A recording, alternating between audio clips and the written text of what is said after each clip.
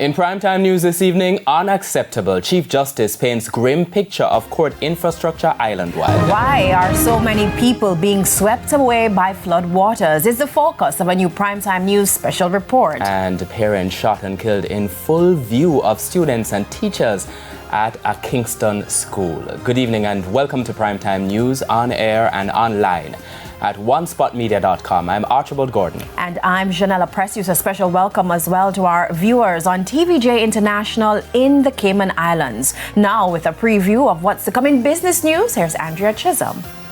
Janella, remember those talks about drilling for oil offshore Jamaica? Well, a UK-based company says it should be getting its permit soon. Those and more, well, that and more in the business day. Thank you, Shizzy. And Jordan Ford has a preview of what's coming up in primetime sports.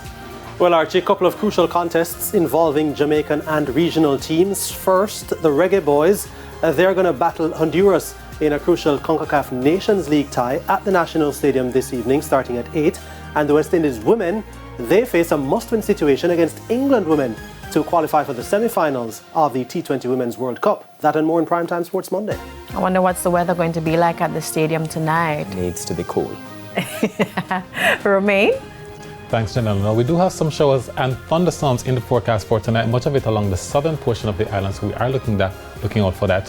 And we also have an increase in showers and thunderstorms Tuesday as well as Wednesday and Thursday of this week as a tropical wave is passing through the area. Thanks, Romain. We'll have more in the weather report and forecast later on. There's also sports commentary and E-Prime in the bulletin. But before the break, the feedback question. And this evening we are asking, in the wake of recent drownings, what do you think are the most effective safety measures with dealing with bodies of water? You can share your comments online, facebook.com/televisionjamaica, and you can post on X at TVJ News Center. Please stay with us. Primetime News returns after this break.